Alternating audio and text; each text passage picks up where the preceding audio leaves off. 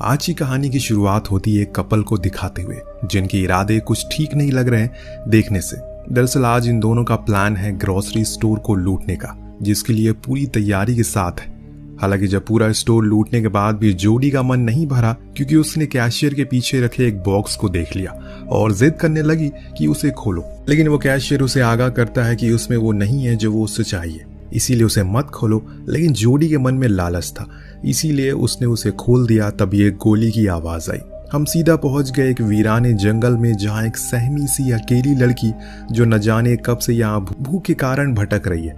आगे पीछे उसके कोई नहीं था, न जाने क्या हुआ था उसके साथ अतीत में जो अभी इस हाल में है वो। लेकिन फिलहाल अभी उसे अपने सामने एक लकड़ी की झोपड़ी दिखाई देती है। वो फौरन उसके अंदर चली गई, जहाँ समांथा को खाने से भरा एक बैग दिखा। जो कुछ भी था उसके हाथ लगा, उसे वो खाना शुरू कर देती है। लेकिन तभी बाहर से किसी की डरावनी आहट सुनाई दी। कोई तो है जो इस तरफ बढ़ रहा है। इस डर के चलते ही समांथा वहां रखे एक बेड के नीचे छुप गई। तभी वो शख्स अंदर आया। हाथ में उसके एक कुल्हाड़ी थी, पर वो कौन था ये हम नहीं देख सके। उसने अपने खाने का बैग उठाया और चुपचाप चल पड़ा। नीचे छुपी समांथा चुपचाप सहमी सी छुपी रहती है। जब कुछ समय बीत गया तो उसने निर्णय लिया कि अब उसे यहाँ से बाहर निकलना चाहिए, इसीलिए वो फौरन भागने का फैसला करती है। लेकिन तभी अचानक उसकी टक्कर उसी आदमी से हो गई जिसका नाम टॉम था। लेकिन वो उसे कोई नुकसान नहीं पहुंचाता, बल्कि वो तो उसकी मदद करता है। जो देख समांथा उससे माफी मांगती है कि उसने उसके बैग से खाना चुराया, क्योंकि वो 2 दिन से भूखी थी।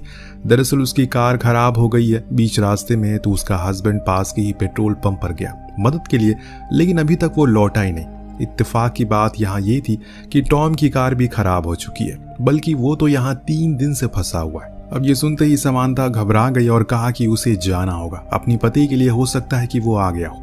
तो टॉम भी उसके साथ जाता है, लेकिन वहां कोई नहीं था, इसीलिए दोनों वहां एक नोट छोड़ देते हैं। कुछ गर्म कपड़े लेकर वापस उसी झोपड़ी में आ गए। अब रात होने पर यहाँ का तापमान बहुत ज्यादा गिर जाता है, इसीलिए टॉम उसे कंबल ओढ़ने को कहता है, जो वो कार से लेकर आई थी। पर उसे ये समझ नहीं आया कि उसका पति उसे ऐसे बीच जंगल में अकेले छोड़कर क्यों चला गया। साथ लेकर भी तो जा सकता था। तो समांथा ने बताया कि वो प्रेग्नेंट है, इसीलिए उसने ऐसा किया होगा। ये सुनने पर टॉम उसके बेड पर सोने को कहता है और खुद जमीन पर सोने की बात करता है। सोने से पहले उसने उसे पीने का पानी दिया, जो कि वो पास में बह रही एक झील से लेकर आया था। लेकिन अजीब बात यह थी कि अगले दिन जब वो वापस गया तो वो झील का नामो निशान ही नहीं था। पर इन्हीं उलझन भरे सवालों को लेकर दोनों सोने के लिए चले जाते हैं। बीच में समांथा को एक बुरा सपना भी आता है, जिससे कि सुबह उसकी जल्दी आंख खुल जाती है। लेकिन आसपास उसे टॉम कहीं दिखाई नहीं देता। बाहर गई तो उसे एक सफेद बालों वाली लड़की बेहोश पड़ी मिली। फौरन वो उसे लेकर झोपड़ी के अंदर आई। इधर टॉम अपनी कार